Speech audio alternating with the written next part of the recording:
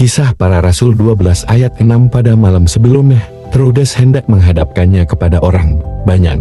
Petrus tidur di antara dua orang prajurit, terbelenggu dengan dua rantai. Selain itu prajurit-prajurit pengawal sedang berkawal di muka pintu.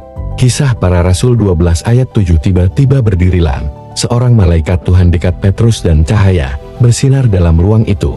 Malaikat itu menepuk Petrus untuk membangunkannya. Katanya, "Bangunlah segera." Maka gugurlah rantai itu dari tangan Petrus. Kisah Para Rasul 12 ayat 8. Lalu kata malaikat itu kepadanya, "Ikatlah pinggangmu dan kenakanlah sepatumu." Ia pun berbuat demikian.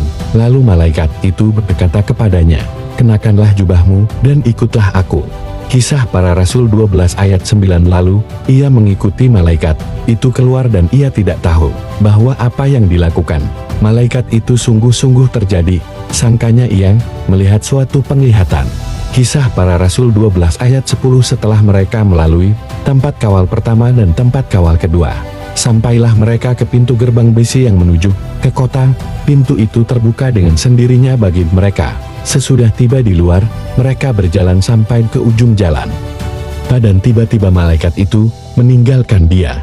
Kisah Para Rasul 12 ayat 11. Dan setelah sadar akan dirinya, Petrus berkata, "Sekarang tahulah aku benar-benar bahwa Tuhan telah menyuruh malaikatnya dan menyelamatkan aku dari tangan Herodes dan dari segala sesuatu yang diharapkan orang Yahudi." Ketika Tuhan menyelamatkan Petrus lewat malaikat Tuhan, Petrus menyangka ia melihat sebuah penglihatan atau mimpi. Tetapi ketika ia sadar bahwa Tuhan menolong dia keluar dari penjara, ia sangat bersyukur. Begitu pula dengan kehidupan kita, ketika Tuhan menolong kita merasa sedang dalam keadaan bermimpi, karena pertolongan Tuhan itu sangat dahsyat.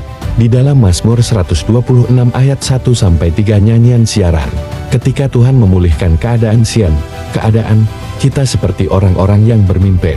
Pada waktu itu mulut kita penuh dengan tertawa, dan lidah kita dengan sorak-sorai. Pada waktu itu, berkatalah orang di antara bangsa-bangsa, "Tuhan telah melakukan perkara besar kepada orang-orang ini." Tuhan telah melakukan perkara besar kepada kita, maka kita bersukacita. Tetap percaya akan janji Tuhan, karena Tuhan sanggup mengubahkan hidup kita dengan tiba-tiba, seperti keadaan bermimpi. Tuhan Yesus memberkati.